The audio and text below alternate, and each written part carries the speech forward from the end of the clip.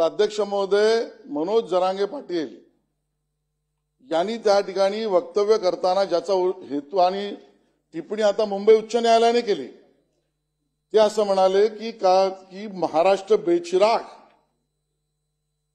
ही भाषा त्यांनी अध्यक्ष वापरली. पण अध्यक्ष महोदय कालची भाषा आणि कोर्टाचा त्या ठिकाणी असलेली टिप्पणी हे सांगते का अध्यक्ष महोदय की काहीतरी एक भयंकर आणि काहीतरी एक कट रचला होता किंवा रचला जाणार आहे अध्यक्ष महोदय, या पद्धतीची परिस्थिती अध्यक्ष महोदय. सिंपल आहे अध्यक्ष महोदय, तेही समर्थन करतायत. बोलवतात आणि कोण आहे, आंदोलन पेटवलं कोणी, दगड आणली कोणी, त्या कुठल्या नेत्याला भेटले, कुठल्या नेत्याच्या घरी ते राहतात, त्यांचा कुठल्या कारखान्याशी संबंध आहे, त्यांचा कुठल्या नेत्याशी संबंध आहे, फोटो कुठल्या नेत्याशी आला, हे बोलणारे तर नंतर आले. हे आधीपासून कुठल्या पक्षाचा प्रचार करत होते. सगळ्याची यासाठी झाली पाहिजे ही माझी मागणी आहे. सरकारने नोंद घ्यावी अध्यक्ष महोदय. सरकारला निर्देश आहे अध्यक्ष महोदय, सरकारला निर्देश आहे यासाठी चौकशी अध्यक्ष महोदय. ठीक आहे अध्यक्ष महाराज, आशिष शेलार साहेबांनी जो मुद्दा मांडला, माझा त्याला जोडून एक मुद्दा आहे. या सभागृहाचे ते कोण सदस्य आहेत जे या कारस्थानामध्ये होते अध्यक्ष महाराज, याचा खुलासा झाला पाहिजे, याचा खुलासा झाला पाहिजे. ठीक आहे, बसून घ्या. कारखान्यावरती मिटिंग झाल्या, कुणाच्या कारखान्यावरती मिटिंग झाल्या, या सभागृहाचे कोण सदस्य आहेत त्यांना अटक करा अध्यक्ष महाराज. या सन्मान्य सदस्य आशिष शेलार यांनी जो आज अत्यंत महत्वाचा मुद्दा, अत्यंत संवेदनशील मुद्दा या सभागृहात मांडला आहे त्याची सभागृहाने नोंद घेतलेली आहे. यावरती सन्मान्य विरोधी पक्ष नेते आणि सन्मान्य बाळासाहेब थोरातांनी आपलं पण मत व्यक्त केलं आहे. यातून एक स्पष्ट होतं की अशा प्रकारच्या हिंसक वक्तव्याचं कोणीही समर्थन करू शकत नाही आणि हिंसा. बसून घ्या, आता बसून घ्या, असं काय करताय, बसून घ्या. हिंसा अथवा हिंसक वक्तव्याला लोकशाहीत कुठेही स्थान नाही. ज्याचा लोकशाहीवरती विश्वास आहे तो हिंसा अथवा हिंसक वक्तव्याचा कधीही वापर करणार नाही. असं असल्यामुळे संसदीय लोकशाहीला जपणं हे या सभागृहाची जबाबदारी आहे आणि त्या संदर्भात योग्य उपाययोजना करणं ही शासनाची जबाबदारी आहे. ही अत्यंत गंभीर घटना आहे. या घटनेतून राज्यात अथवा देशात चुकीचा मेसेज जाणं अत्यंत डेंजरस किंवा घातक असेल. त्यामुळे या संपूर्ण विषयाचा गांभीर्य लक्षात घेता शासनाने या संदर्भातली सखोल चौकशी SIT मार्फत करावी. माननीय अध्यक्ष महोदय, आपण जे निर्देश दिलेले आहेत त्याचं निश्चितपणे पालन होईल.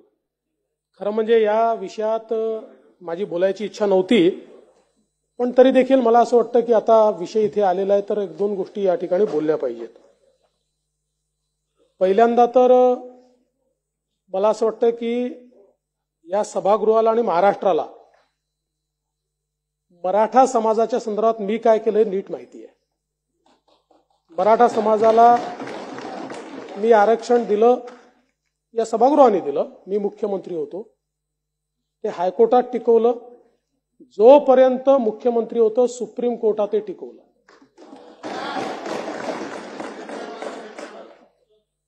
माननीय अध्यक्ष महोदय, एवढंच नाही तर अध्यक्ष महोदय त्या ठिकाणी सारखी संस्था सुरू करणं असेल, विद्यार्थ्यांना फी मध्ये सवलत देण्याचा विषय असेल, हॉस्टेलचा असेल, हॉस्टेल होत नाही तोपर्यंत विद्यार्थ्यांना निर्वाह भत्ता देण्याचा विषय असेल, अण्णासाहेब पाटील आर्थिक विकास महामंडळाच्या माध्यमातून त्या ठिकाणी कर्ज देणं असेल,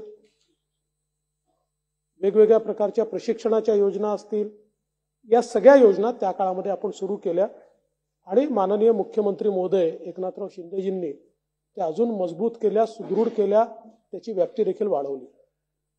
त्यामुळे मराठा समाजाच्या संदर्भात मला कोणाच्या सर्टिफिकेटची आवश्यकता नाहीये. मी जे काही केलंय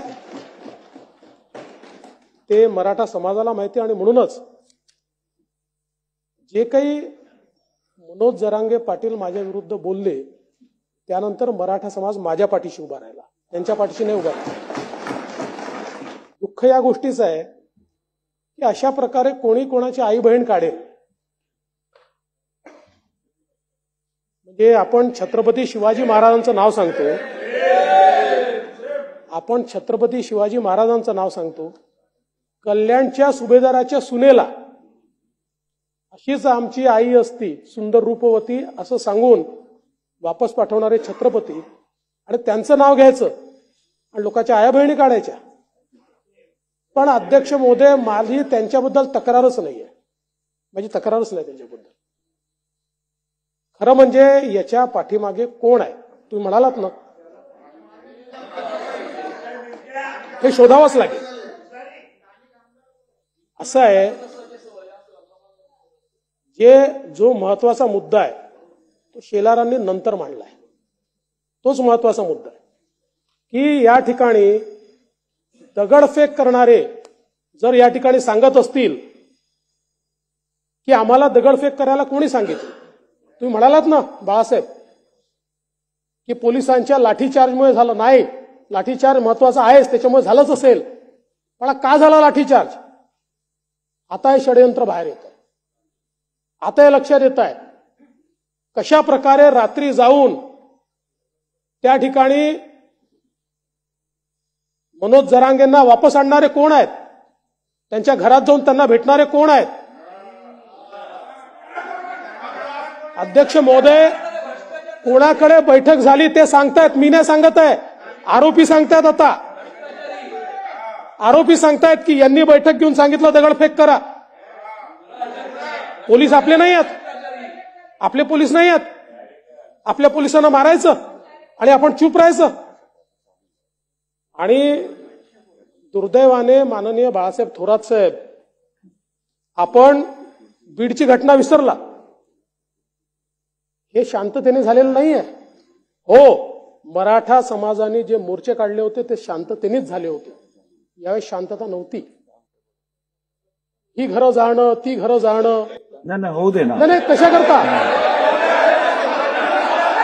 आणि त्यांचं पूर्ण होऊ दे.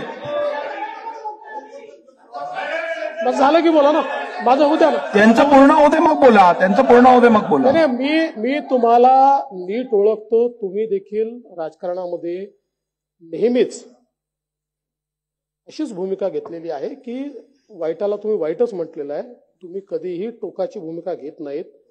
पण आज तुमच्या बोलण्यात ते सुटलं म्हणून मी या ठिकाणी सांगितलं, म्हणून मी हे सांगितलं.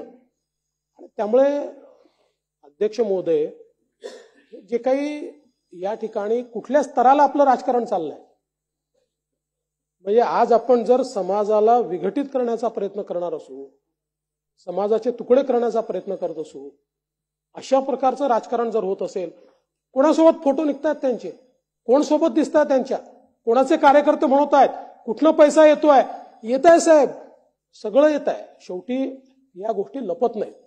एक एक गोष्ट बाहेर येते, ती येणारच आहे. आणि म्हणून मी या निमित्ताने एवढंच सांगतो की अशा प्रकारे अध्यक्ष महोदय, कोणी जर कोणाची आयमाय काढणार असेल तर या सभागृहाकडनं अपेक्षा अशी आहे की विरोधी पक्षाची असो का सत्ता पक्षाची असो, आडेवेडे न घेता, असं असतं तर तसं, जसं असतं तर तसं, असं घडलं असतं तसं, असं नाही. तुमच्याबद्दल असं घडलं ना, हा देवेंद्र फडणवीस उभा राहील तुमच्या बाजूला, ताकदीनं उभा राहील. त्यामुळे अध्यक्ष महोदय, आपण एसआयटी सांगितली आहे, एसआयटी तयार होईलच, पण मला मनोज जरांगे पाटलांची काही घेणं देणं नाही. त्याच्या पाठीमागे बोलविता धनी शोधून काढला. जी स्क्रिप्ट त्या ठिकाणी बोलली गेली, काही लोक रोज ती स्क्रिप्ट बोलतात आणि ती स्क्रिप्ट त्यांच्याकडनं येते. आणि हे जे आता ज्या लोकांनी अध्यक्ष महोदय या ठिकाणी सांगितलंय की आम्हाला कोणी कोणी काय काय सांगितलं, साहेब वॉर रूम कोणी उघडल्या माहिती आहे आम्हाला, आता मिळाली आहे माहिती. वॉर रूम कुठे कुठे, संभाजीनगरला कोणी उघडली, नवी मुंबईला, पुण्याला कोणी उघडली, माहिती आहे आमच्याकडे सगळी. करू, सगळी चौकशी करून हे षडयंत्र बाहेर काढलं जाईल.